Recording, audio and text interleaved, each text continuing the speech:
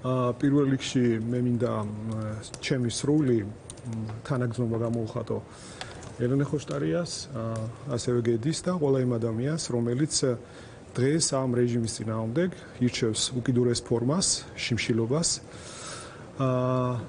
და აქვე მინდა ვთქვა, რომ ეს რეჟიმი იმდენად არაემპათიურია, იმდენად არაადამიანურია, იმდენად ჩაბღაუჭებულია სკამს და იმდენად უნდა რომ ეს ხელისუფლება შეინარჩუნოს, ისინი არ ადაგიდებენ არც ერთის სიცოცხლეს და ჯანმრთელობას. ასე რომ აქვე მინდა მოუწოდო ელენეს, გედისას და ყველასაც, რომ იქნებ შეწყვიტონ ეს შიმშილობა, ვინაიდან დისკუსიას მსჯელობას იმ საკითხზე, რასაც ერთიანობის რაღაც შეხების წერტილები ქვია, პერსპექტივა არ აქვს, იმიტომ რომ მტერი ყავს საერთო, მოწინააღმდეგე ყავს საერთო, ჩვენი ოკუპანტის სახით და მათი ინტერესების გამტარებლების სახით აქ. ახლა შეიძლება გიორგი გახარიას.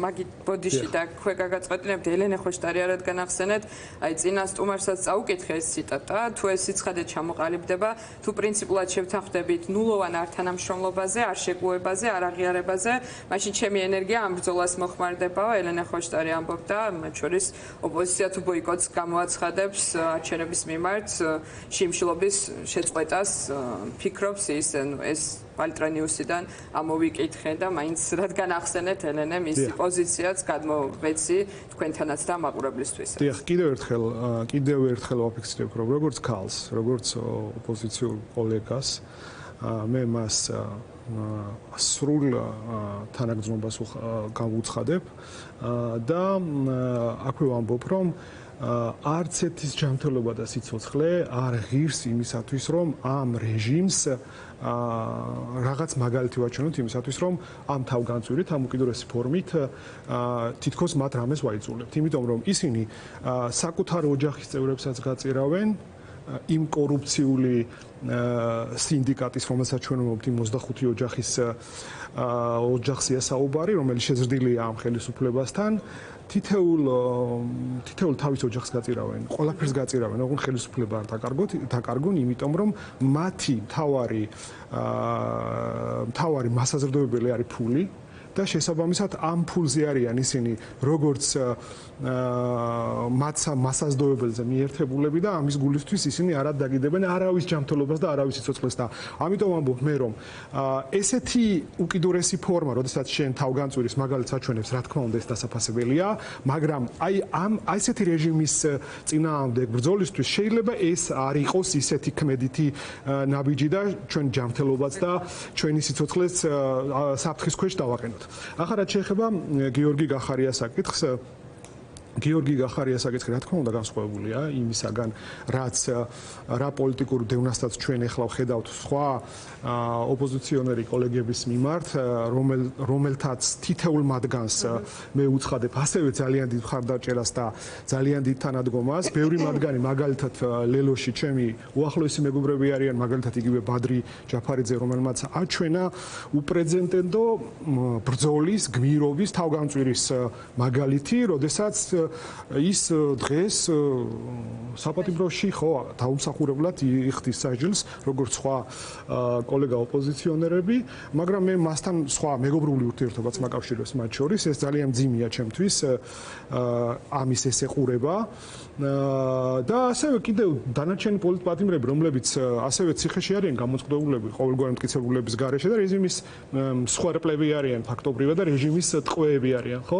ისინი კომისიაზე არ მივიდნენ და ამ საბაბით გიორგი გახარიას, დიახ, განსხვავებულია თქვა ამას ვამბობდით, რომ გიორგი გახარიასთან მიმართებაში პირადი ანგარიშწორების მომენტი აქვს ბიძინა ივანიშვილს, ხო? ეს ხომ ახლა ყველასთვის უკვე ცნობილია, რომ მან ეს დაანონსა, შემდეგ ამის ახლა რეალიზების პროცესშია და რისთვის? იმისთვის, რომ მან ერთადერთჯერ უპრეცედენტო შემთხვევას ჰქონდა ადგილი, ერთადერთჯერ ოცნების ხელისუფლებაში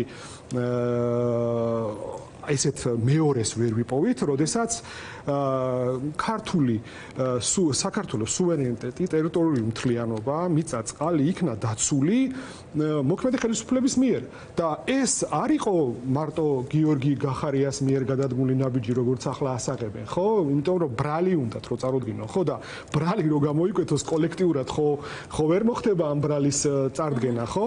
და შესაბამისად ახლა თითქოს ამ იმას რომ გიორგი გახარია მოქმედებდა სხვა მაშინდელ, ესე ვთქვათ, აქტორებთან ერთად, ვინც იყო მაგალითად იგივე უშიშროების ხაზი, ასევე თავდაცვის ხაზი, ასევე ადგილობრივი თვითმმართველობის ხაზი, გუბერნატორის ხაზი, ინფრასტრუქტურის ხაზი, ესენი ყველაფერი თითქოს არ იცოდნენ, მაგრამ ნუ ახლა ყველაფერს თავი დავანებოთ, მარტო თქვენი ეთერი ამისთვის საკმარისი რომ ამოვიღოთ რამოდენიმე ვიდეო, სადაც პირდაპირ მაშინ 2019 წელს ეს ადამიანები ამბობდნენ, რომ გიორგი გახარიამ სხვებთან ერთად, მათთან ერთად დაიცვა სახელმწიფო ინტერესები და არც ერთი ნაბიჯი უკან. გოგახსოვთ, ეს იყო მათი ნარატივი. ახლა ეს შემოატრიალეს 180 გრადუსით და ამბობენ, რომ გიორგი გახარია, რომელმაც დაიცვა სახელმწიფოს სუვერენიტეტი და ტერიტორიული მთლიანობა, ეხლა უნდა იყოს მიცემული სისხლისამართლებრივ დევნაში 15 ან 20 წლიანი პატიმრობის მოლოდინით, ხო? და შესაბამისად რა არის სხვა თუ არა პირადი ანგარიშწორება ოცნების საპატიო თავმჯდომარის და რა არის სხვა ის რომ პოლიტიკური ნიშნით საქმე არ იკერებოდეს. ხო და ჩამოსვლა არ ჩამოსვლის საკითხი, ნახეთ, ჩამოსვლა არ ჩამოსვლის საკითხი. მე ირაკლისთანაც ვისაუბრე რამოდენიმე დღის წინ. ეს არის რა თქმა უნდა ინდივიდუალური საკითხი, იმიტომ რომ ეხლა მე თუ ვთქვათ რაღაცას მედავებიან, ხო? შესაბამისად, ჩემი თანამშრომლობა ან არ თანამშრომლობა ან სხვა მაგალითად სამართლებრივი პროცედურების განხორციელებაში მე შემიძლია რომ ინდივიდუალურად მივიღო გადაწყვეტილება, ხო? არ გადაუწყვეტია ჯერ თქვენას გეუბნებათ. ნახეთ, აი მათ მივალ ზუსტად. ეს ერთი. არსებობს მეორე, როგორც ჩვენი პოლიტიკური ძალის ლიდერი, ხო? ის ანგარიშვალდებულია, ხო? ჩვენ ამორჩეველთან ანგარიშვალდებულია ჩვენთან პოლიცსაბჭოსთან, ხო? და ეს რა თქმა უნდა ძალიან რთული მომენტია. ასე რომ ჯერ გადაწყვეტილება იმასთან დაკავშირებით, რომ როდის დააბრუნდება გიორგი გახარია საქართველოში, რა თქმა უნდა მიღებული არ არის ბევრი ფაქტორების და გამო და შესაბამისად, როცა ეს ბევრი ფაქტორი ერთად იქნება გაანალიზებული საბოლოოდ და იქნება აწონილი და დაწონილი, ეხლა თავს არ ვიქებ, მაგრამ ჩვენ ყოველ შემთხვევაში ძალიან ბევრ მსჯელობას უთმობთ ხოლმე ესეთ საკითხებს, მაშინ მიიღებს გადაწყვეტილებას გიორგი გახარია საბოლოოდ, ხო? თქვენ გაქვთ პოზიცია? ამასთან დაკავშირებით, ხო? შეიძლება არ გაგვიზიაროთ, მაგრამ თუ გაქვთ ჩამოყალიბებული პოზიცია. საჯაროდ მოისმენთ მოწოდებება ეს ძიგულმა თქვა რომ ურჩევს რომ არ ჩამოდეს თინახი და შორმაგია ხაშუმა ბევრმა თქვა კიდე რა ვიცი. კი, რა გეტყვით. ახლა გეტყვით მაგასაც. ნახეთ, მე პირველ რიგში მინდა აი თქვენი ეთერით კიდე ერთხელ დიდი მადლობა გადაუხადო ყველა ჩვენ მხარდამჭერსაც და ჩვენ ოპონენტსაც, პირადად გიორგი გახარიას მხარდამჭერებსაც და ოპონენტებსაც, რომლებიც აი ძალიან სერიოზული კრიტიკით და ესე ვთქვათ, ოპონირებით გამოირჩეოდნენ პირადად გიორგი გახარიას მიმართ, მაგრამ ახლა არ ჩამოთვლა სახელი და გვერდით ძალიან ცნობილმა ადამიანებმა, ბევრმა ურჩია, როგორც ირაკლი თქვა, რომ არ ჩამოვიდეს საქართველოში. ну ეს ემპათია გიორგი გახარიას მიმართ, რა თქმა უნდა, ჩვენგან დასაფასებელია და ყველას მადლობას ვუხდი, როგორც ოპონენტებს, ასევე მხარდამჭერებს, რა თქმა უნდა. მაგრამ საბოლოო გადაწყვეტილება მაინც უნდა მიიღოს გიორგი გახარიამ. თქვენ კითხვაზე თუ მე რას ვფიქრობ, მე გიორგი გახარია ალბათ კითხვას მისვავს, როგორც იურისტს, როგორც ამ დარგის სპეციალისტს და სხვა იურისტებსაც, ხო? ამას ეკითხება, ხო? ეხა იქ მე მაგალითად კონსტიტუციური სამართლის სპეციალისტი ვარ, ყავს ჩვენი სისხლის სამართლის სპეციალისტები, ხო? იმათაც ეკითხება და ამ გავდივართ ამას ყველაფერს. შეიძლება ეს მე მკითხოს. ეს მე მკითხოს, ხო? რადგან რუკოსებს კითხოს უფრო. რადგან ხოლმე ასეთს ვიდრე იურისტებს. არა, ისტორიკოსებსაც შეიძლება ვკითხოთ ყოველგვარ ირონიის გარეშე. არა, ირონიის გარეშე მართლა იმიტომ რომ რაც არ უნდა კარგად ბევრი სპეციალისტები ავტოკრატიების კანონების სივრცეს გასდა უკვე ხა იქ ყველა. ნახეთ, ხო, მადლობას. ნახეთ, ისტორიკოსებსაც რო ვკითხოთ და ისტორიკოსების გამოცდილებას რო გავიზიაროთ, ესე ძალიან კარგი იქნება, იმიტომ რომ ახლა ჩვენ ფაქტობრივად თვალს ვადევნებთ საქართველოს ხელახლა გასაბჭოებას, ხო? ოღონდ 1921 წელს ეს იყო ხიშტებით, სისხლით და წითელი არმიით და ახლა ხდება აგერ ოკუპანტის მარიონეტებით, სეპარატისტებით, აქაური კოლაბორაციონისტებით. შესაბამისად, ეს მოცემულობა გვაქვს, ახლა გვაქვს ჰიბრიდული ომი საკუთარი მოქალაქეების, თანამოქალაქეების წინააღმდეგ და მაშინ ისტორიას რო შეეხეთ, მაშინ მქონდა პირდაპირ ხიშტებით, სისხლით, ჩამოყჭობებით, გადასახლებებით და დახვრეტებით, ხო? ხო, ახლა ღვთისწყალობით რეალობით ეს არა გვაქვს, მაგრამ გვაქვს ის, რომ მასიურად ილახება ადამიანის უფლებები, თავისუფლებები, ტყუილად სვამენ ხალხს ციხეში ყოველგვარი მტკიცებულებების გარეშე, უბრალოდ იმისათვის, რომ შეინარჩუნონ ხელისუფლება. თქვენ ახლა ალბათ მე გატყობთ, რომ თვითმმართველობის არჩევნებზეც აუცილებლად გექნება შეკითხვები და სანამ დამიზვათ შეკითხვებს გეტყვით იმას, თქვენ თუ დაიწყებთ. მე თვითონ დავიწყებ, რო არ დავკარგოთ, რომ ესე იგი ჩვენი პოზიცია არის ის, რომ თვითმმართველობის არჩევნებში ჩვენი გასვლა ეს არ არის ჩვენ თვითმიზანი. ეს არ არის ის, რომ რაღაც ესე რომ ვთქვათ, ოლიმპიური სისტემა მონაწილეობისთვის, რომ ოლიმპიადაზე თუ მონაწილეობ, კარგი ტონია, ეს არ არის. ჩვენ ვფიქრობთ, რომ ადრეს ხო პროექტი იყო თქვენ პოზიცია, ეხლა არ შეცვლილი. ანუ მე გაგახსენებთ, რომ ჩვენ ვიყავით ერთადერთი პოლიტიკური ძალა, რომელმაც დაჯდა იმსჯელა თვითმმართველობის არჩევნებთან დაკავშირებით, ვერ ნახა ვერანაირი სხვა არგუმენტი, ვერანაირი მოსაზრება იმის, რომ ამას ჰქონდა ალტერნატივა და შესაბამისად ჩვენ ეს გამოაცხადეთ და მაშინ, რა ვიცი, რაც კრიტიკის კაცეცხლში არ გავატარეს, რა ვიცი, ჟურნალისტებმა, ოპონენტებმა, მაგრამ მადლობა ღმერთს გამოჩნდა ისეთი პოლიტიკური სუბიექტები, როგორიც არის მაგალითად ლელო და სხვა პოლიტიკური სუბიექტები, რომლებიც ამბობენ, რომ კი რა თქმა უნდა 2024 წლის საპარლამენტო არჩევნების მერე საარჩევნო გარემო ფაქტობრივად შეიძლება ვთქვათ რომ აღარ გვაქვს, იმიტომ რომ როდესაც კონსტიტუცია შეჩერებულია და ფაქტობრივად გაუქმებულია კონსტიტუციით არის ხო განსაზღვრული ეს არჩევნები. შესაბამისად ამ დროს რა დროს არჩევნებზია საუბარი, ეს ამას ამბობენ ჩვენი ოპონენტები, მაგრამ იქვე სამწუხაროდ ვერ გვეუბნებიან რომ რა ხდება 5 ოქტომბერს, ხო?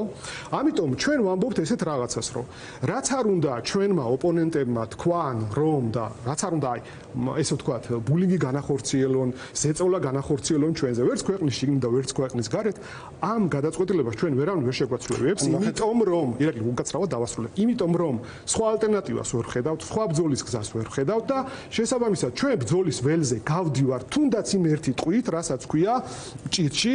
აი რატომ მარტო კომპრომისის როდესაც თუნდაც იმ ერთი ტყვით მჭირში, როდესაც ჩვენ შეგვიძლია ბრძოლა. ამ საარჩევნო ველზე ფუჭი ტყვით ვერ გავალთ და ჩვენ ვფიქრობთ, რომ ფუჭი ტყვია არის ბოიკოტის გამოცხადება, ხელების ჩამოშვება და ივანიშვილისთვის საქართველოს დათმობა. ჩვენ ტყვი არის, რა თქმა უნდა, უტრირებ ამას, იმიტომ რომ ეხა ოცნებას ხო ვიცით რომ დავინახე უცებ რა გაგაცხა მოჭრიან ამას. თუ შეიძლება ტყვია. ჩავანაცნოთ რაღაცა ესეთი. აქვე მეტაფორები. შავარი კარტი რა არის? აქვე დავაზუსტებ რომ ესე იგი ჩვენი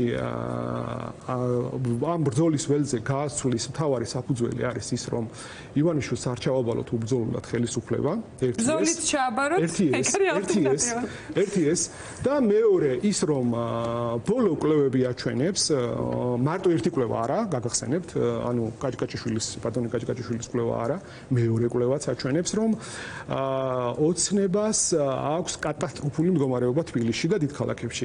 ამიტომ აქ ჩემი წინამორბედიც ლელოს წარმომადგენელიც ამბობდა რომ როდესაც 66% აქვს საერთო ჯამში ოპოზიციას ეს არის შანსი იმისა რომ მინიმუმ ხელისუფლებას გაუჭირდეს ირაკლი ძალიან ვიცი მე თქვენი მოსაზრებები და თქვენი პოზიცია ამასთან დაკავშირებით გაუჭირდეს ანუ გაყალბების მასშტაბებზე იმუშაოს უფრო მეტი ესე ვთქვათ თვალშისაცემი ესე ვთქვათ მტკიცებულებებით და ამ მტკიცებულებებს ვინ შეამოწმებს ანუ არ ყავს აი უთაოდირი ხო ვინ და ჩვენ უნდა შევამოწმოთ აი იურიდიული განათლება შესაბამისად ხო შესაბამისად ხელების ჩამოშვება იქ ეს მუხტი არსად არ წასულა მაგრამ რუსთაველზე შეიძლება თქვენსავე აზრს გავყვები რომ 100,000 ადამიანმა უნდა დაიცვას მონაწილეობა არ არის თავისთავადი ამოცანა ამას ამბობთ ხო და ითვლით ჯამში მთლიანი ოპოზიციური სპექტრის პოტენციურ აკუმულირებულ ხმებს მე არ ვთვლი ამას სოციოლოგები ითვლიან და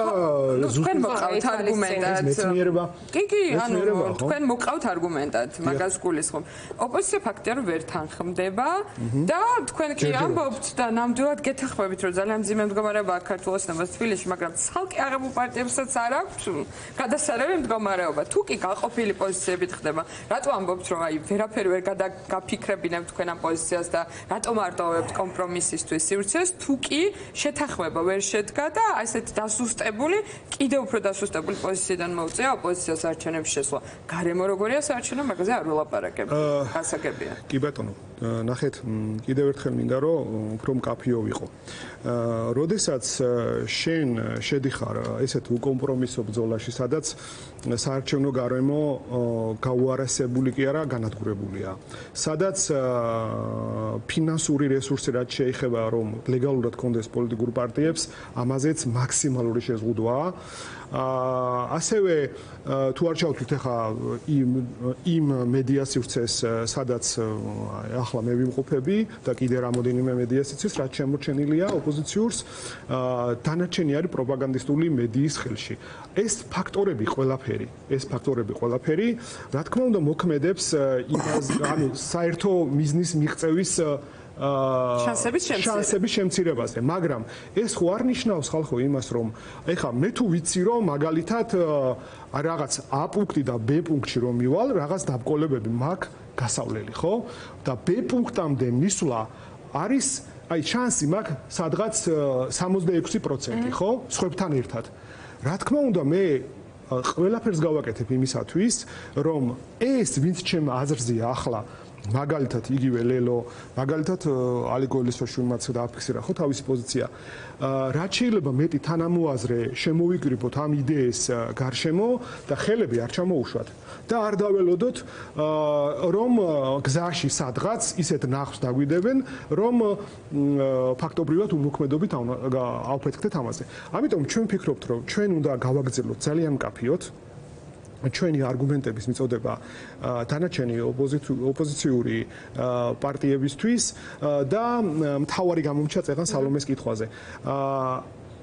ანუ ის კანდიდატები, რომლებიც არც ერთ ჩვენ პოლიტიკური სუბიექტის წარმომადგენელი არ იქნება, ანუ პარტიული აფილაცია საერთოდ არ ექნება, ესეთ ნეიტრალურ კანდიდატებზე შეთანხმება, როგორც თბილისში, ასევე ნებისმიერ